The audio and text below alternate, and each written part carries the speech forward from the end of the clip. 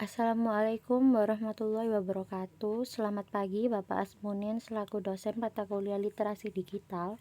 Perkenalkan, nama saya Devina Amelia dari PLB 21A dengan NIM 210100440012. Di sini saya akan menjelaskan hasil resum saya tentang computational thinking. Baik, di sini saya akan menjelaskan tentang pengertian computational thinking. Computational thinking adalah sebuah pendekatan dalam proses pembelajaran. Computational thinking memang memiliki peran penting dalam pengembangan aplikasi komputer. Namun, computational thinking juga dapat digunakan untuk mendukung pemecahan masalah di semua disiplin ilmu termasuk humaniora, matematika, dan ilmu pengetahuan. Berpikir komputasi adalah teknik pemecahan masalah yang sangat luas di wilayah penerapannya. Tidak mengherankan bahwa memiliki kemampuan tersebut adalah sebuah keharusan bagi seseorang yang hidup pada abad ke-21 ini, seperti juga bermain musik dan belajar bahasa asing. Computational thinking melatih otak untuk terbiasa berpikir secara logis, terstruktur, dan kreatif. Istilah computational thinking pertama kali diperkenalkan oleh Seymour Papert pada tahun 1980 dan 1996. Di tahun 2014, pemerintah Inggris memasukkan materi pemrograman ke dalam kurikulum sekolah dasar dan menengah. Tujuannya bukan untuk mencetak pekerja software programmer secara masif, tetapi untuk mengenalkan computational thinking sejak dini kepada siswa.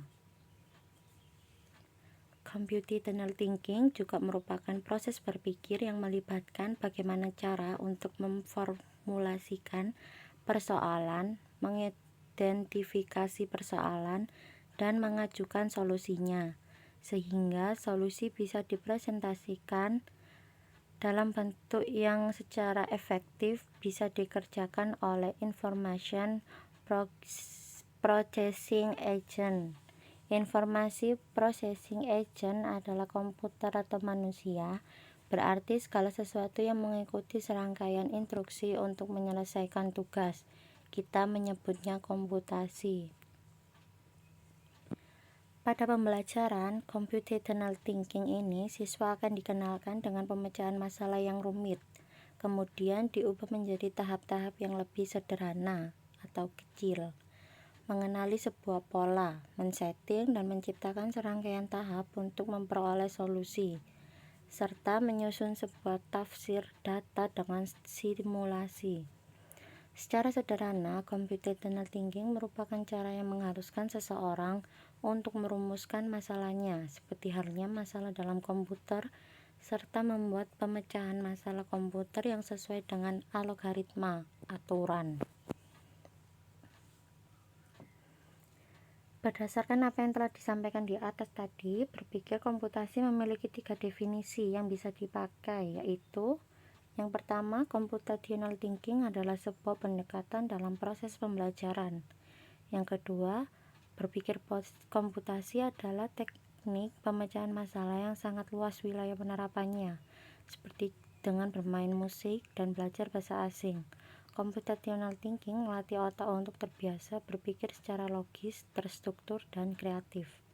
Dan yang ketiga, computational thinking adalah proses berpikir yang melibatkan bagaimana cara untuk memformulasikan persoalan, mengidentifikasi persoalan, dan mengajukan solusinya, sehingga solusi bisa direpresentasikan dalam bentuk yang secara efektif. Karakteristik computational thinking. Yang pertama, ada formulating, yaitu bisa digunakan untuk mengatasi masalah dalam komputer atau piranti lain. Yang kedua, organizing dan analyzing, dapat mengkategorisasi, menstrukturkan, dan mengorganisasikan serta menganalisis data. Yang ketiga, representing, bisa untuk menafsirkan data dengan cara abstraksi dari sebuah simulasi atau model. 4. Automating dapat memberikan solusi otomatis dengan adanya algoritma yang telah dibuat. Yang kelima, identifying, analyzing, and implementing bisa melaksanakan sebuah analisis, identifikasi dan penerapan dalam mengatasi masalah dengan berbagai metode, cara, tahapan serta efektif dan efisien. Yang keenam, generalizing and transferring dapat melaksanakan generalisasi masalah dan solusi untuk berbagai topik, isu, dan masalah yang berbeda. Pemikiran komputasi melibatkan 4 tahap utama, yakni ada decomposition, yang kedua ada pattern recognition, yang ketiga ada abstraksi, dan yang keempat adalah algorithm. Decomposition adalah merupakan keterampilan dalam menguraikan data, masalah, dan proses menjadi kepingan yang lebih kecil dan sederhana, atau bisa juga menjadi bagian yang di dalamnya bisa lebih gampang untuk dikelola. Decomposition bisa juga disebut sebagai pengkategorian. Yang kedua ada pattern recognition, merupakan keterampilan untuk menemukan dan mengidentifikasi persamaan atau perbedaan dari perilaku, pola, atau bentuk pada sebuah data. Hal tersebut bisa dipakai dan dimanfaatkan untuk menciptakan prediksi. Yang ketiga, abstraksi, merupakan keterampilan untuk mengumumkan generalisasi. Proses ini biasanya menggunakan cara induktif. Hal tersebut bisa digunakan untuk mengidentifikasi dan memperoleh sebuah perilaku, pola. Algorithm design merupakan keterampilan untuk memperoleh informasi dalam memecahkan masalah yang sama dengan perlahan, bertahap, satu demi satu, dan terstruktur. Ini bermanfaat agar setiap orang bisa memakai informasi atau panduan atau tahapan tersebut untuk memecahkan masalah yang sama. Contoh computational thinking.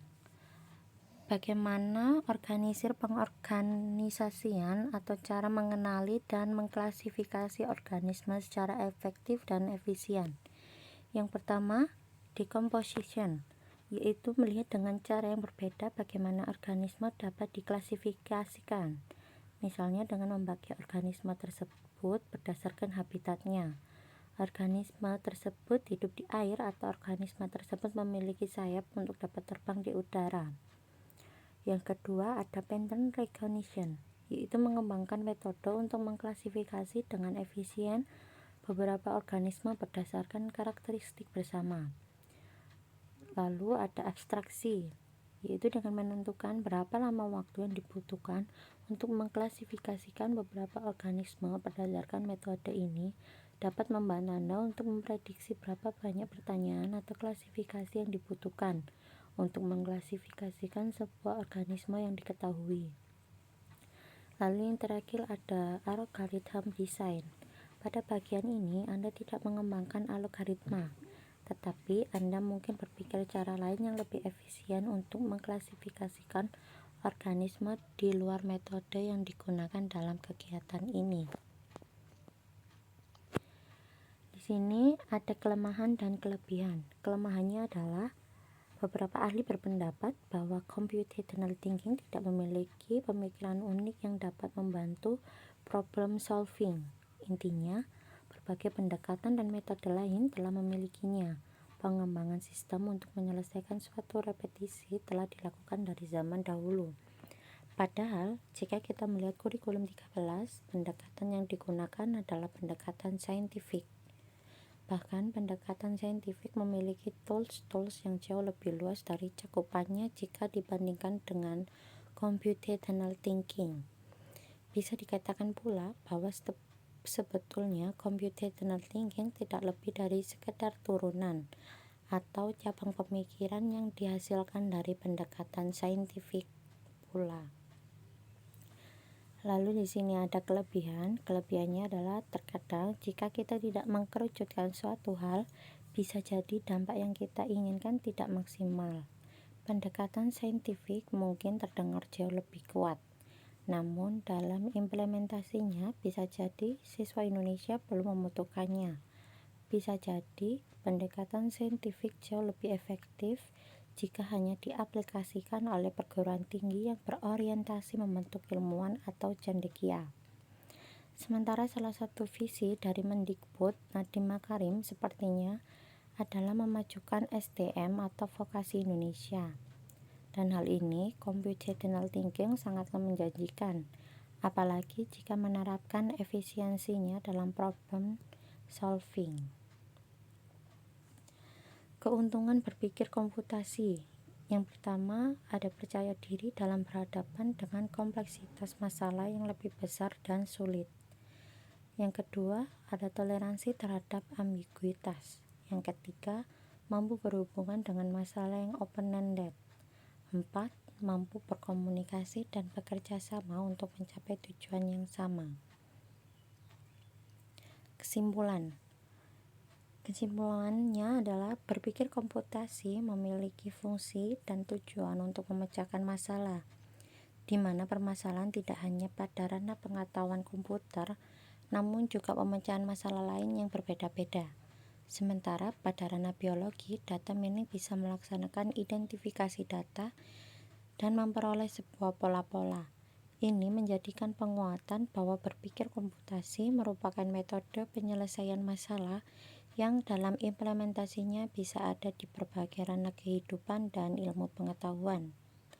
Maka dari itu, keterampilan computational thinking menjadi sangat urgent atau penting untuk kehidupan modern saat ini.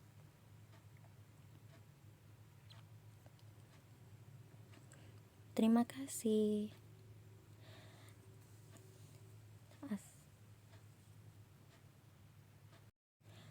Wassalamualaikum warahmatullahi wabarakatuh.